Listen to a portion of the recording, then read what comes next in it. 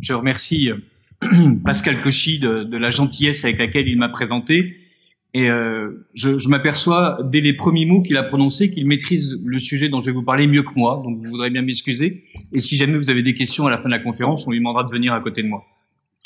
Je suis arrivé ici en partant d'Angers et en prenant un intercité pour arriver jusqu'à Rouen. Ça m'a pris 6 heures.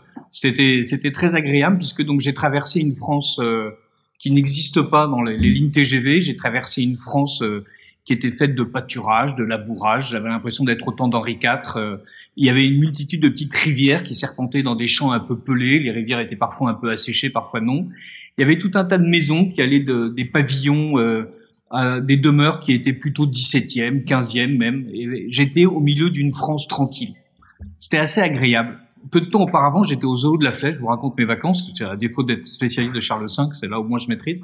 Et au zoo de la Flèche, il y avait donc des milliers de gens simultanément présents au milieu d'un grand ensemble paysager où des aras et des vautours, des tapirs et des hippopotames nains, car ça existe, étaient là en train de s'ébattre joyeusement. Enfin, l'hippopotame nain était un peu léthargique. Au milieu de la campagne française. J'étais très surpris parce que j'habite Paris, et évidemment, là, j'étais au milieu d'une population où personne ne criait, personne ne courait, personne n'avait essayé de gratter ma place à aucune des queues que j'ai pu faire. Et les gens vivaient en bonne intelligence. Alors, les uns étaient tatoués de la tête aux pieds, de motifs absolument bizarres, d'autres étaient vêtus comme moi, en BCBG un peu coincé. Enfin, bon, mais tout le monde vivait agréablement. Et il y avait cet état de France tranquille que je retrouvais parce que j'avais quitté la grande ville, j'avais quitté l'urbanisation, j'avais quitté le triomphe de la technologie des transports. Et pour une fois, je n'étais pas avec mon smartphone à la main en train d'essayer de communiquer sur Twitter, Facebook et les autres moyens de communication avec non pas mes semblables, mais mes abstractions de semblables. Et tous les gens qui étaient autour de moi jouissaient profondément de la tranquillité de ce loisir et de la tranquillité de cette France, un peu d'ailleurs comme les vaches que nous avions croisées entre Rouen et Angers. Et cette tranquillité, c'était le sujet de la conférence que je voulais vous faire aujourd'hui, et j'étais heureux de voir qu'on pouvait continuer à la percevoir et à percevoir quelque chose qui était un ordre naturel et spontané, sans doute aussi culturel et longuement façonné par des siècles et des siècles de coexistence entre gens et entre nature, et quelque chose qui n'était absolument pas républicain, quelque chose qui n'était absolument pas forgé en fait par le régime sur lequel nous vivons actuellement. Alors, voici une longue introduction pour vous parler de tranquillité, mais évidemment la promesse c'est le fait que le prince est censé assurer la tranquillité de ces sujets. Puisqu'on parle du prince, on va parler de Macron. Et Macron donc a fait 2 déclarations récentes, une où il parlait de l'abondance et une autre où il parlait de l'insouciance. Et Emmanuel Macron nous dit qu'il faudra de la force d'âme pour regarder en face le temps qui vient, résister aux incertitudes, parfois à la facilité, à l'adversité, et unis, accepter de payer le prix de notre liberté et de nos valeurs. Voilà quelque chose qui sonne très Churchill, et on sent qu'il potassait son édition folio des discours de Winston. Avec donc toujours cette imprécision dans le mot valeur et toujours cette déclamation autour de la liberté, dont on sait à quel point il l'a bien servi ces 2 années durant, les 2 dernières années, les années du Covid. Et il continuait à dire des choses fascinantes. Le moment que nous vivons peut sembler être structuré par une série de crises graves, et il se pourrait que d'aucuns voient notre destin comme étant perpétuellement de gérer les crises et les urgences. Le nôtre était une espèce de pluriel de majesté qui s'était glissé par inadvertance dans son discours. Mais enfin, je crois qu'il voulait parler de tous les Français, qui, comme chacun sait, sont en train de gérer le pays. Je crois, pour ma part, que ce que nous sommes en train de vivre est plutôt de l'ordre d'une grande bascule ou d'un grand bouleversement. Il n'a pas dit grand remplacement, mais ce qui est intéressant, c'est qu'il est en train de nous projeter dans un monde à venir. Et donc ça, c'est évidemment macronien, c'est évidemment républicain. On est dans une utopie d'un avenir toujours en devenir, de quelque chose qui n'existe pas et qu'il est nécessaire d'accoucher. Voilà. On est très loin de la tranquillité. On est véritablement dans l'idée messianique d'un pays, d'une nation qui est censée faire accoucher en permanence ce que les temps portent gros d'eux-mêmes, et pour faire en sorte que demain soit forcément meilleur qu'aujourd'hui, sans jamais s'arrêter à aujourd'hui, sans jamais justement être dans la tranquillité de l'instant, dans la tranquillité du temps long aussi, et pas simplement de l'instant, non pas dans la tranquillité du moment comme celui que nous partageons maintenant, mais dans cette durée dans laquelle on installe quelque chose qui permet à la cité de fonctionner normalement, et non pas d'être perpétuellement agité par l'idée de la cité de demain. Et Macron continuait évidemment à parler de prix de la liberté, d'abondance, en expliquant que ça y est, on en était sorti, mais il était bien nécessaire, nous disent les conseillers élyséens, de ne pas oublier que, bien sûr, ces appels à la guerre, à payer le prix de la liberté, devaient toujours être filtrés au prisme de l'optimisme macronien, dont on découvrait qu'il existait, et donc voilà, au contraire, voilà, il y a une continuité dans l'optimisme macronien, nous dit-on, depuis 2017. Et donc cette rupture d'optimisme n'existe pas, et au contraire, il y a une continuité optimiste fondamentale dans le discours d'Emmanuel Macron. Et Emmanuel Macron finissait en disant « Ce que je souhaite que nous puissions faire dans les prochaines semaines et les prochains mois, c'est de réaffirmer une unité très forte du gouvernement, des forces de la majorité, autour d'un cap qui nous permettra de consolider notre souveraineté, notre indépendance française et européenne. » Voilà. Donc là, on a une espèce de résumé chimiquement pur de Macron. Et bien, quand il parle de souveraineté française, il ne peut pas s'empêcher de parler de souveraineté européenne. Quand il parle d'unité, évidemment, c'est l'idée que tout le monde doit être rangé derrière lui. Je vous renvoie à tout ce que Maurras écrivait en 1914 et dans les années qui ont suivi sur le discours de l'unité des présidents de l'époque. Et on doit quand même s'arrêter à un moment donné sur cette phrase de souveraineté, sur le mot de souveraineté. D'abord, il n'y a pas évidemment de souveraineté européenne et française simultanée. Il y a soit une souveraineté française, soit une souveraineté européenne, et les deux ne se conjuguent pas. Repartons sur la souveraineté. On va évidemment aboutir à la question des fonctions régaliennes. Il y a 4 fonctions régaliennes. Assurer la sécurité extérieure, par la diplomatie, la défense du territoire. Assurer la sécurité intérieure et le maintien de l'ordre public, avec notamment les forces de police. Définir le droit et rendre la justice. Définir la souveraineté économique et financière, notamment en émettant de la monnaie. Voilà les 4 fonctions régaliennes. On pourrait ajouter une 5e fonction qui m'est chère, mais ce serait l'objet d'une autre conférence, qui serait la défense de l'environnement, puisque au fur et à mesure que l'environnement est dégradé, il est très compliqué en fait d'assurer véritablement justement cette tranquillité, puisque donc à partir du moment où les ressources elles-mêmes sont menacées, on se rend compte que là, il y a sans doute la nécessité d'un pouvoir royal pour contrebalancer la manière dont le pouvoir économique a fait main basse sur les biens communs que sont l'eau, l'air, la terre, etc. Bon, c'est un autre sujet. Mais quand on regarde ces 4 fonctions, on voit à chaque fois qu'il s'agit de mobiliser une autorité pour défendre un peuple à l'intérieur d'un territoire. Voilà, c'est cette trinité qui est intéressante. L'autorité, le peuple et le territoire. Bon, on voit que pour le roi à venir, le chemin est assez mal pavé, puisque le roi qui viendrait serait maître d'un territoire ouvert à tous, où les individus sans attache pourraient aller et venir au gré de lois extranationales et supra-étatiques qui s'imposent à un souverain sans substance. Donc, on n'y est pas. Revenons à la tranquillité. Puisque là, on a dessiné le cadre théorique, le lieu pratique en même temps de ce que doit être le royaume de France. Un lieu, un territoire, où une autorité, le roi, assure à un peuple un bien précieux entre tous et défendu depuis une tradition multiséculaire par les rois de France, la tranquillité. Là, je vais rentrer dans un petit tunnel de citations, mais parce que Pascal tout à l'heure a cité Charles V, je trouve intéressant de vous citer une déclaration du roi d'avril 1649, le 14 à 11 ans, et c'est la déclaration du roi pour faire cesser les mouvements et rétablir le repos et la tranquillité en son royaume.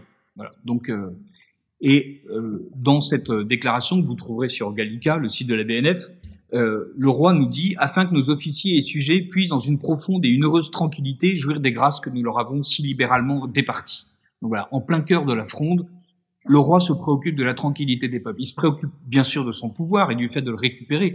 Et c'est ça qui est intéressant, de voir cette tension permanente d'un roi qui essaie d'assurer la tranquillité, mais qui doit évidemment assurer cette tranquillité contre ceux qui veulent la troubler. Les ennemis de l'intérieur et de l'extérieur. Les ennemis de l'extérieur, puisque donc la France, évidemment, est une nation et à l'intérieur d'autres nations, et que le bien propre à chaque nation peut rentrer en conflit avec celui des autres.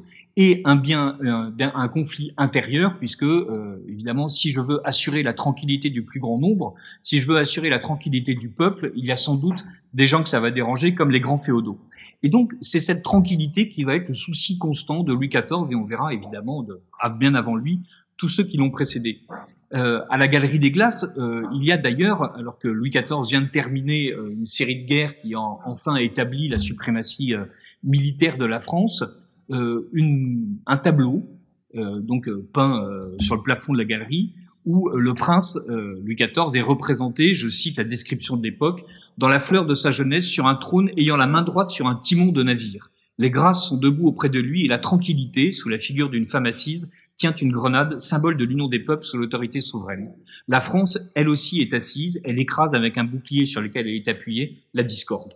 Voilà. Donc, ce qui est intéressant, c'est que cette allégorie de la tranquillité de Lebrun est en fait tirée de l'allégorie de la sécurité que César Ripa nous donne dans son iconologie. Et la sécurité, donc, est en l'occurrence une espèce de condition de la tranquillité. Donc, la concorde politique extérieure, la concorde intérieure et la sécurité se conjuguent pour former la tranquillité. Bon, vous êtes assez grand et assez averti pour tirer les conclusions qui s'imposent toutes seules du fait que cette tranquillité liée à la sécurité vient évidemment nous expliquer à quel point nous pouvons être tranquilles en France vu le climat d'insécurité qui y règne.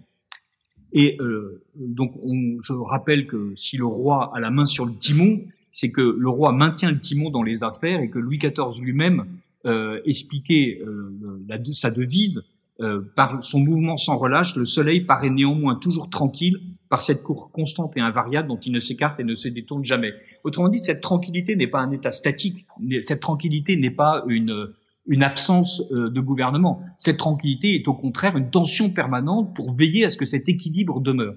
Et donc un équilibre étant forcément dynamique, il faut en permanence rééquilibrer les pouvoirs, il faut rééquilibrer les forces. On sait que le roi est un arbitre, et donc cette tranquillité n'est pas le fruit d'une constitution qui s'imposerait et de laquelle découleraient des lois et des lois qu'on respecterait, et ce qui fait qu'on serait figé dans une espèce de présent perpétuel où chacun obéirait à une loi infrangible et qui jamais ne varierait, qui est un peu la définition du bonheur utopiste de tous les totalitarismes du XXe siècle, mais qui plongent leurs racines bien plus loin dans le temps. Au contraire, c'est une tranquillité qui n'est assurée que parce qu'on est perpétuellement en train de réajuster les choses. Donc ça, c'est un élément important de considérer que la tranquillité que le prince apporte à ses peuples est un bienfait sans cesse en danger, sans cesse fragile et bien sûr sans cesse désiré, mais qui ne peut s'obtenir qu'à condition d'un travail permanent. Un travail permanent de la part du prince, mais aussi un travail permanent de la part du peuple. On y reviendra. Je continue dans mes citations parce que ce qui est intéressant, c'est de montrer, voilà, donc Charles V en parlait, Louis XIV en parle en 1649, en 1670, au moment où il est en train d'instituer les invalides, donc là, voilà, le roi est grand maintenant, il n'a plus 11 ans, hein, on est un peu plus tard, il a plutôt une trentaine. Nous avons estimé qu'il n'était pas moins digne de notre pitié que de notre justice de tirer de la misère et de la mendicité les pauvres officiers et soldats de nos troupes qui, ayant vieilli dans le service, ou qui, dans les guerres passées ayant été estropiés, étaient non seulement hors d'état de continuer à nous rendre des services, mais aussi de rien faire pour pouvoir vivre et subsister. Et qu'il était bien raisonnable que ceux qui ont exposé librement leur vie et prodigué leur sang pour la défense et le soutien de cette monarchie, et qui ont si utilement contribué au gain des batailles que nous avons remportées sur nos ennemis, aux prises de leur place et à la défense des nôtres, et qui, par leur vigoureuse résistance et leurs généreux efforts, les ont réduits souvent à nous demander la paix, jouissent du repos assuré à nos autres sujets et passent le reste de leurs jours en tranquillité. Voilà. Cette tranquillité est une espèce de leitmotiv de la monarchie française. C'est une monarchie dont on peut considérer en perspective cavalière, y compris pour les Capétiens, qu'elle a été une monarchie guerrière. Mais on voit bien qu'il n'y a pas de guerre d'expansion perpétuelle par principe. Il n'y a pas cette volonté républicaine d'aller semer le feu aux quatre coins de la planète pour leur apporter la lumière des principes républicains. Il y a la volonté, au contraire, d'augmenter le précaré parce qu'à l'intérieur de ce précaré, on jouit d'une paix qui n'existe pas ailleurs. On jouit d'une justice qui n'existe pas ailleurs. On jouit d'une sécurité qui n'existe pas ailleurs. La lente expansion du domaine royal et surtout la volonté de faire participer à une concorde pratique, à une concorde concrète, l'ensemble des peuples qui sont rangés sous la loi du prince. Et il est intéressant, et Pascal l'a souligné tout à l'heure, qu'on parle bien des peuples au pluriel. C'est-à-dire, le roi de France n'entend pas unifier abusivement l'intégralité des provinces qui rentrent à l'intérieur de son royaume. Il y a bien sûr une unification administrative, il y a bien sûr une unification fiscale. Il ne faudrait pas non plus qu'on parle de la nation française comme d'une confédération, mais il y a bien l'idée aussi de préserver en fait ce qui fait la saveur propre à chaque territoire, ce qui fait la saveur propre aux petites patries, comme disait Maurras. Donc, dans cette idée de tranquillité, il y a un équilibre général qui est apporté par le roi, mais il y a les équilibres particuliers, il y a les équilibres non pas individuels, mais les équilibres communautaires qui sont préservés parce que justement, il n'y a pas de raison que la loi et l'arbitraire de la loi descendent jusqu'au plus profond de la vie de chacun, jusqu'au cœur de chaque village, jusqu'à l'organisation de chaque région. Il y a au contraire là des équilibres qui existent, que le roi est capable d'apprécier, qui procurent une tranquillité locale, plus ou moins étendue, et donc auquel il n'est pas pensable de toucher, puisque on ne peut pas supprimer un équilibre qu'à condition, enfin on ne peut supprimer un équilibre qu'à condition d'en assurer un meilleur. Le roi de France ne passe pas sa vie à vouloir unifier l'intégralité de la planète au gré de son bon plaisir, et il ne passe pas sa vie à vouloir unifier toutes les lois en fonction de quelque chose qui lui paraîtrait être rationnellement intelligent. Ça, on va laisser la chose à Napoléon, à ses successeurs, qui s'acharnent à faire en sorte qu'on ait exactement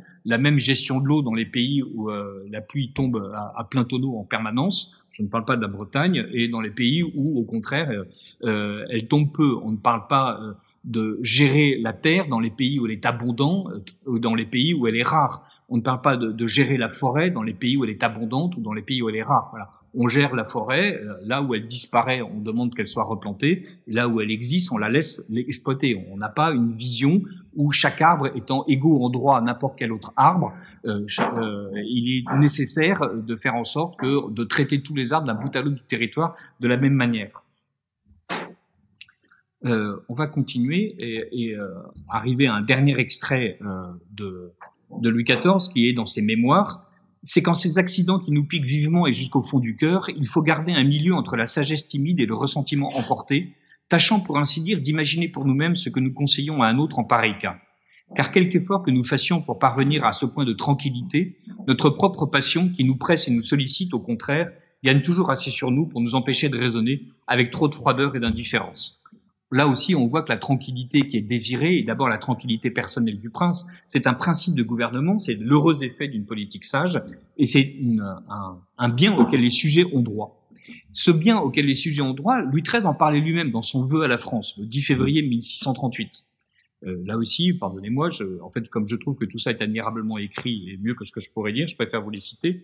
En divers autres temps, l'artifice des hommes et la malice du démon ayant suscité et fomenté des divisions non moins dangereuses pour notre couronne que préjudiciables à notre maison, il lui a plu en détourner le mal avec autant de douceur que de justice, afin que, sous une si puissante patronne, la Vierge Marie, notre royaume soit à couvert de toutes les entreprises de ses ennemis, qui jouissent longuement d'une bonne paix.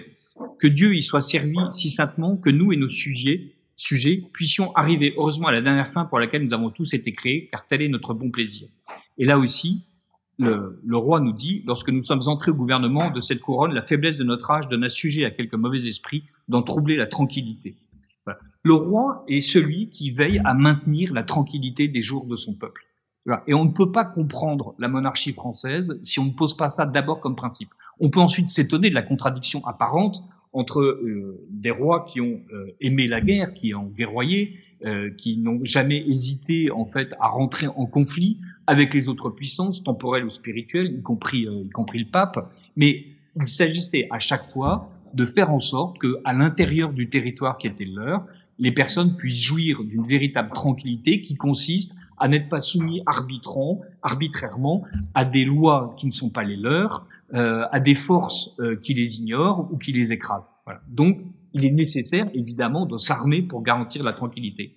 C'est le roi est celui qui garantit cette tranquillité dans ce territoire. Le roi est celui qui veille sans cesse au territoire, à ses peuples et à son autorité, qui prend les armes quand il est nécessaire de passer outre les moyens pacifiques de l'arbitrage et de la négociation. En fait, la guerre est l'horizon de la fonction royale, qui a pour but la lente constitution du territoire et la lente distillation du peuple, en même temps que le long façonnage de l'autorité royale.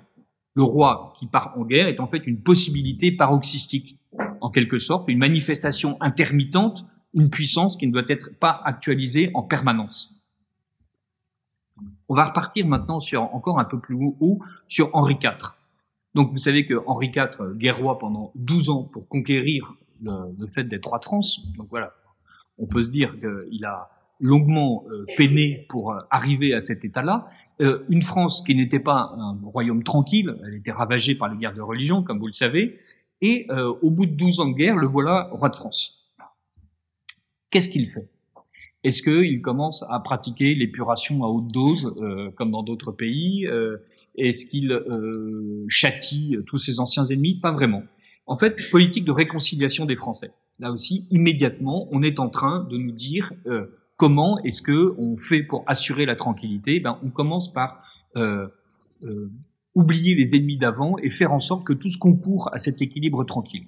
Alors, c'est amusant parce que quand on parle d'Henri IV, évidemment, il y a Suivez mon panache blanc, ça c'est les 12 ans de guerre, mais il y a aussi Paris vaut bien une messe, où on voit déjà qu'est-ce que c'est qu'une négociation. Je ne dis pas que c'est pertinent, je ne dis pas que c'est juste, je dis juste que dans la légende d'Henri IV, on retient des choses qui sont à la fois de l'ordre du courage guerrier et du l'ordre de la diplomatie intérieure et extérieure. Et on retient aussi la poule au pot. Voilà, voici un roi qui souhaite à son peuple, non pas qu'il paye le prix de la liberté en faisant en sorte de mourir de froid l'hiver, non, il souhaite à son peuple que chacun puisse mettre la poule au pot le dimanche. On voit que l'ambition est modeste, ce n'est pas pour rien qu'il y a des fleurs de lys sur les armes de France et qu'il y a des lions sur celles de l'Angleterre. Voilà, on n'est pas en train de rugir et de montrer les griffes, on est juste en train de regarder les iris au milieu d'un gué d'une petite rivière et de souhaiter que chacun puisse manger à sa faim. Et enfin, c'est suivi le labourage et le pâturage. Voilà, sont les deux mamelles de la nation. Là aussi, on est un peu loin du fait de fondre des canons, de glorifier les usines et d'entendre le choc de l'acier. On n'est pas avec des effets musculeux en train de brandir une faucille et un marteau au milieu des kolkhozes triomphants. Non, non, labourage et pâturage. Voilà, on est quand même dans le calme, on est dans la tranquillité. Et le roi de France, Henri IV, qui a changé de nom, hein, voilà, et donc qui maintenant est roi de France, est en train d'établir la paix. Il établit la paix avec, par exemple, l'édit de Nantes en 1598. Alors l'édit de Nantes, c'est pas du tout du vivre ensemble, comme dit Christian Petit-Fils. Enfin, je ne dis pas que Christian Petit-Fils dit que l'édit de Nantes est du vivre ensemble. Christian Petit-Fils dit que l'édit de Nantes n'est pas du vivre ensemble. Mais c'est une trêve provisoire qui ménage une coexistence pacifique. Voilà, c'est ça qui est intéressant. Quand on a envie d'établir la tranquillité, on fait en sorte que cette tranquillité soit immédiate, efficace. Ça ne veut pas dire qu'on ne travaillera pas ensuite à la conversion éventuelle des protestants. Ça veut dire qu'on n'a pas besoin, en fait, d'entretenir une division immédiate à l'intérieur du pays. On n'a pas besoin que les équilibres soient perpétuellement menacés. On a besoin, au contraire, que les gens puissent tous bénéficier de la tranquillité et réfléchir par eux-mêmes sur ce qui leur apporte cette tranquillité. Et la société française, qui vient de sortir donc de plusieurs années, longues années de guerres intestines, avec les 8 guerres de religion qui sont succédées, fait en sorte de passer en fait d'un état d'agitation permanente, de guerre permanente, à un état de calme relatif. Et alors, on rassemble, on incarne la souveraineté, on incarne le fait qu'on rassemble tous les peuples, on incarne le fait qu'on assure la sécurité du territoire, et de même qu'on a acheté entre guillemets les protestants avec l'édit de Nantes, on achète les riches avec de l'argent, parce que voilà, évidemment, le peuple ne gagne pas assez pour qu'on puisse l'acheter, et en revanche, les riches, eux, doivent toujours être achetés. Et donc, le roi achète l'aristocratie en la gavant de pensions, de gratifications et d'honneurs. Voilà, c'est un peu, comme là aussi, comme dit Christian Petit-Fils, la version moderne du quoi qu'il en coûte. Il rappelle que, alors que quelqu'un le félicitait, un seigneur le félicitait d'avoir récupéré son royaume, Henri IV répond « Dites plutôt qu'on me l'a bien vendu ». Voilà, donc il savait exactement qu'il l'avait acheté. Il l'a acheté une fois plus à ceux qui étaient capables de menacer la tranquillité pour la défense de leurs intérêts particuliers. La France redevient une grande puissance avec le traité de Vervins. La dette du pays est réduite d'un tiers.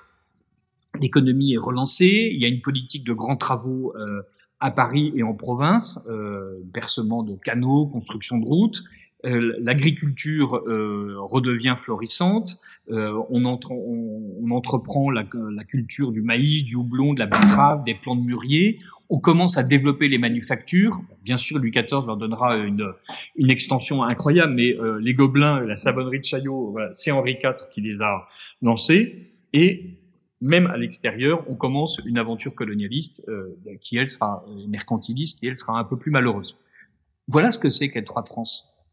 C'est faire en sorte que chacun soit tranquille. Et cette tranquillité, c'est le fait de pouvoir exercer son industrie, de pouvoir exercer son métier, de pouvoir exercer sa vertu, diraient les tenants du bien commun, et nous y viendrons tout à l'heure.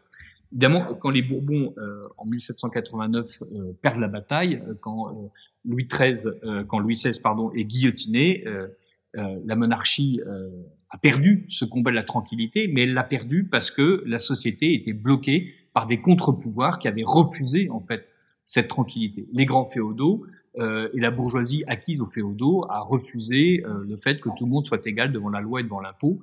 Et c'est ça, toutes les réformes que le roi voulait accomplir, que les rois voulaient accomplir pour leur peuple, ont été à chaque fois bloquées par une société qui ne voulait pas entendre parler non pas de cette égalité, mais de cette équité. Et donc voilà, la monarchie française périt avec la Révolution, et bien sûr, ceux qui ont fait en sorte de bloquer la tranquillité possible, de bloquer l'équité possible, s'emparent du pouvoir et font en sorte que le 19e siècle soit un siècle bien plus terrible pour les peuples de France que tous les siècles qui les avaient précédés. On va revenir un peu à cette question du territoire quand même, parce que depuis tout à l'heure, je vous parle de la France et de la manière dont on est en train de constituer un précaré où règne la tranquillité. Quand on dit territoire, on dit frontière. Quand on dit frontière, on dit immigration. Quand on dit immigration, on dit sécurité. Et vous me pardonnerez tous, bien sûr, ces raccourcis odieux et ces amalgames honteux. Mais on se retrouve aujourd'hui, et évidemment, à parler un tout petit peu quand même de la manière dont il y a des constructions politiques, des États qui sont enfermés à l'intérieur de frontières, des frontières qui sont protectrices, des frontières qui permettent d'assurer un bien commun parce qu'il y a une communauté à l'intérieur de cette nation.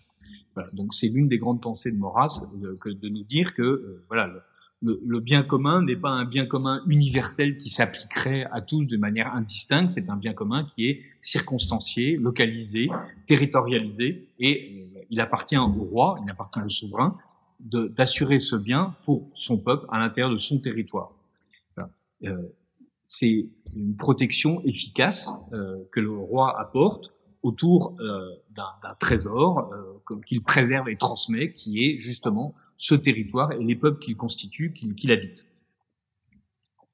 J'ai parlé de bien commun, on est en train de parler des frontières. Ce qui est intéressant, c'est de regarder un petit peu la pensée de saint Thomas d'Aquin sur justement ce bien commun et ce qu'est la charité et la manière dont la politique doit s'exercer.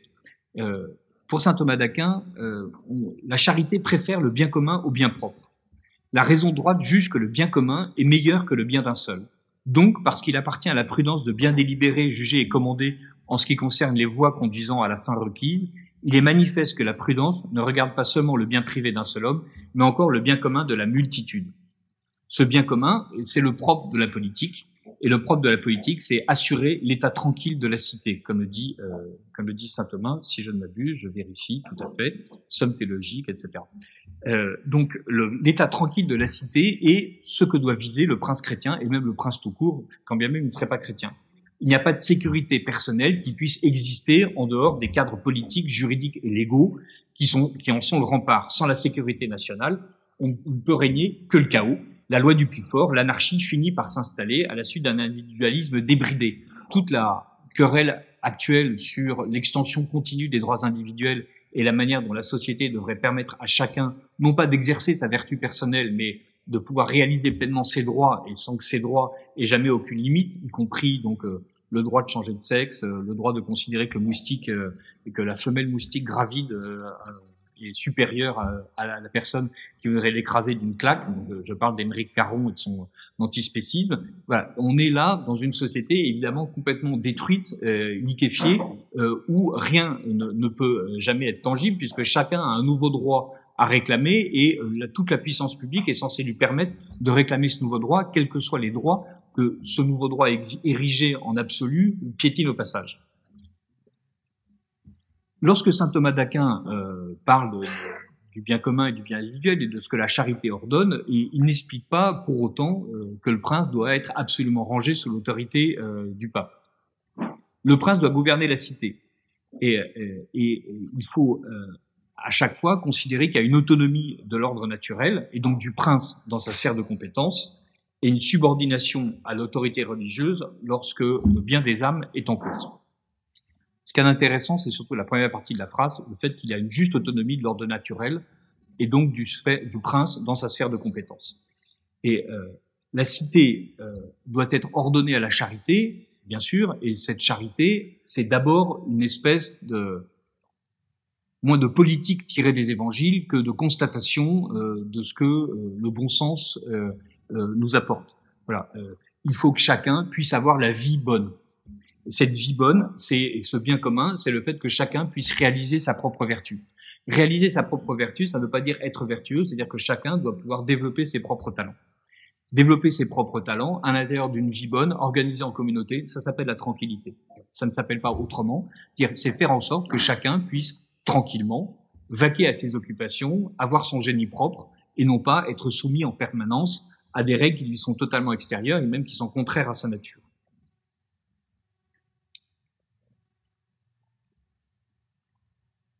Je cherche la dernière citation. Voilà, le prince doit réunir les conditions nécessaires au bien vivre et, citation, à la tranquillité de la cité dans le monde présent, qui est la fin de la loi humaine. Voilà. Concorde, abondance suffisante, défense de la cité face aux agressions extérieures. Puisque l'homme est un animal politique, ce sans quoi la société humaine ne peut être conservée est au plus haut point nécessaire à l'homme et à tout le genre humain. Voilà. Tout à l'heure, je liais la tranquillité à la sécurité. Voilà, saint Thomas fait la même chose. On verra tout à l'heure si on a une si on a le temps pour une petite parenthèse sur le pape François et la théorie de l'immigration et comment est-ce que justement on est en train aujourd'hui d'avoir peut-être une légère opposition entre la manière classique de déterminer un territoire, un peuple, un souverain, une autorité et la manière chrétienne aujourd'hui, catholique aujourd'hui, de définir ce que doivent être des peuples, des territoires et une autorité. Mais on va plutôt partir sur la manière dont le peuple lui-même vit en fait cette tranquillité. Le roi nous dit depuis Charles V au moins que la tranquillité de ses peuples est son constant souci. Et comment est-ce que les peuples vivent? Et pour ça, je vais m'appuyer sur George Orwell. Orwell, comme vous le savez, donc est un journaliste anglais né à la fin du 19e, qui meurt à la fin de la première moitié du 20e siècle. C'est bien sûr l'auteur de 1984 et de La ferme des animaux, mais il a surtout écrit énormément de reportages sur la classe ouvrière. Il l'a écrit en étant lui-même un petit bourgeois anglais. D'ailleurs, c'est amusant de voir que une partie des ouvriers qui lisaient ces reportages étaient péniblement impressionnés par le fait qu'il insistait beaucoup sur la crasse qu'ils rencontraient chez eux, alors qu'il était rentré dans des intérieurs ouvriers qui étaient tout à fait propres, mais il s'agissait pour le socialiste Orwell de réveiller les consciences de ceux qui le lisaient. Et Orwell nous dit que il y a un bien propre au peuple. Et ce bien propre au peuple, c'est qu'ils ont une manière de vivre qui est simple et qui est faite de solidarité, de générosité et d'égalité. Mais ça ne vient pas tout seul. Le peuple n'est pas vertueux par essence. Il n'y a pas les élites qui sont forcément corrompues. Voilà, nous sommes l'élite, nous ne sommes pas corrompus. Et il n'y a pas le peuple qui, lui, est forcément saint par le simple fait qu'il ne dispose d'aucun argent et d'aucun pouvoir. Ce qui rend le peuple décent, ce qui rend le peuple vertueux, c'est la manière de vivre. Ils vivent en fait dans un monde qui est éloigné de la conquête du pouvoir et de la domination de l'autre. Voilà. Quand Maurras nous parle des petites patries, et quand le prince nous parle de ses peuples, quand la France est la lente extension d'un précaré, mais où on préserve les particularités locales, c'est parce qu'on a bien conscience qu'il y a des équilibres locaux qui sont absolument nécessaires à la préservation, qu'il y a là une forme de paix qui est bien sûr conditionnée par la paix supérieure du royaume, mais qui est d'abord la paix des gens qui vivent ensemble et qui ont appris à vivre ensemble. Et Orwell nous parle de cette décence commune, qui est la traduction littérale de common decency, mais qu'on pourrait mieux traduire par bon sens paysan, comme le rappelle l'auteur d'une récente biographie d'Orwell. Pour Orwell, cette décence n'est pas simplement une donnée constatable dans l'expérience sociale même des classes populaires, à savoir le fait qu'elles expriment dans leur manière de vivre simple un certain sens de la solidarité et de la générosité. Elle renvoie à une disposition. C'est comme si l'habitude de vivre au sein de ce monde éloigné de la conquête du pouvoir et de la domination de l'autre conduisait à créer une certaine inclination morale. Orwell ne veut pas dire que les classes populaires sont en soi plus morales que les autres. Il ne masque pas à l'occasion leur travers dans certains de ses textes. Goût vulgaire, résignation morale, apolitisme coupable, etc. Il veut simplement montrer que la vie ordinaire et ses pratiques forment peu à peu une moralité incarnée, ce que Hegel a nommé Sittlichkeit, ou vie éthique concrète, qui ne renvoie pas à une doctrine religieuse ou philosophique, ni à des principes transcendants. Autrement dit, la décence commune comme expression morale relève d'une pratique sociale immanente et autonome qui se métamorphose en une attitude générale de bienveillance. Voilà ce qui est intéressant et voilà ce qu'ont compris les rois. Contrairement à la République qui essaye de toiser absolument tout le monde sous la même toise, d'aligner tout le monde sur la même ligne, de maîtrer tout le monde avec la même mesure, et c'est le code napoléonien, où on fait en sorte que d'un bout à l'autre du royaume, exactement les mêmes lois s'appliquent sans tenir compte des particularités locales. Et vous savez que Maurras commence son long chemin vers la monarchie en découvrant la manière dont la France d'avant était hérissée de liberté, comme il le dit lui-même, et comment les habitants de Martigues, qui sont soumis à la loi républicaine, sont en train, en fait, de devoir reconquérir les libertés qui étaient les leurs, et des libertés qui n'étaient pas juste des arbitraires locaux, mais qui étaient en fait des nécessités locales par rapport aux conditions de vie locales. Et donc, on demandera à ceux qui connaissent beaucoup mieux Maurras que moi de nous raconter comment est-ce que Maurras, donc prenant la défense des pêcheurs de Martigues, en arrive à redécouvrir cette France d'avant, où justement tous ces myriades d'équilibres locaux coexistaient sans aucun souci, et avant justement que la République n'annihile l'intégralité de ces lois précisément intelligentes, localement intelligentes, au profit d'une loi prétendument intelligente, mais en fait arbitraire et irraisonnable dans l'application concrète des choses. Et là, on entend au contraire sonner la manière dont on est intégré à des petites patries, elles-mêmes sous une patrie plus large. La common decency, c'est le bon sens paysan, et lorsqu'on demande à Orwell de dire ce que c'est que le patriotisme, il définit quelque chose qui s'applique parfaitement bien, beaucoup plus aux petites patries en fait qu'à la grande patrie. Par patriotisme, j'entends le dévouement à un lieu particulier et à un mode de vie particulier que l'on croit être le meilleur au monde, mais que l'on ne souhaite pas imposer à d'autres personnes. Voilà. Les Bretons ont des fest-noz. Il n'a jamais été dans la volonté des Bretons de faire en sorte qu'on ait des fest-noz à Marseille. Je ne sais pas ce que les Marseillais ont, eux, vous m'en parlerez tout à l'heure, mais voilà, il a aussi jamais été question pour les habitants de Nîmes de faire en sorte qu'il y ait des corridas à Verdun. Voilà, c'est pas absolument nécessaire, donc chacun est heureux avec ce qu'il a. Et pour ma part, le fait de ne pas boire de chouchen est une vertu, et je suis très content d'être bordelais, et voilà, et je laisse aux Bretons le plaisir de boire du chouchen. Par patriotisme, j'entends le dévouement à un lieu particulier, à un mode de vie particulier que l'on croit être le meilleur au monde et que l'on ne souhaite pas imposer à d'autres personnes. Le patriotisme est par nature défensif, à la fois militairement et culturellement. Voilà ce que nous dit Orwell, ce que nous ont dit d'autres penseurs avant eux, mais Orwell a une certaine actualité, il me paraît intéressant de mobiliser ici. On est dans la défense militaire et culturelle de la tranquillité. Et donc, autrement dit, on n'est pas dans l'attaque, on est dans le fait de faire en sorte de ne pas être attaqué. On n'est pas dans la conquête, on n'est pas dans l'impérialisme, on est dans le fait de garder ce qui est à nous parce qu'on a été capable d'en apprécier la saveur. On a été capable d'apprécier la tranquillité des jours pendant lesquels nous étions rangés sous ces lois générales, mais surtout ces lois particulières. Et quand je dis qu'on était capable, donc évidemment j'emploie le passé, et parce qu'il y a bien sûr l'idée que ce qui est passé n'est pas forcément mauvais. Là aussi, pour citer Orwell, selon une idée aujourd'hui répandue, la nostalgie du passé serait en soi vicieuse.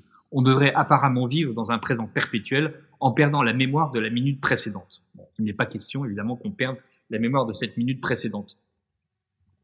Je ne sais pas si je vous ai fait sentir la nécessité de la tranquillité. J'ai essayé avec les citations des différents rois trans de vous montrer, comme le disait Pascal tout au début, que c'est un souci constant, que cette tranquillité n'est pas une volonté venue d'en haut de plaquer un ordre artificiel sur l'ensemble des communautés naturelles, mais qui est au contraire le fait de pouvoir concilier l'ensemble des tranquillités individuelles, des tranquillités communautaires, des tranquillités localisées, avec ce souci d'un gouvernement qui permet à chacun d'être là où il est le plus heureux possible. Et je terminerai sur une grosse citation d'Orwell, toujours. Je pense qu'en conservant l'attachement de son enfance à des réalités telles que les arbres, les poissons, les papillons et les crapauds, on rend un peu plus probable la venue d'un avenir pacifique et honnête, mais qu'en prêchant la doctrine selon laquelle il n'est rien d'admirable hormis l'acier ou le béton, on contribue à l'avènement d'un monde où des êtres humains ne trouveront d'exutoire à leur excès d'énergie que dans la haine et le culte du chef. Voilà. Il y a une moralité qui est incarnée dans un mode de vie.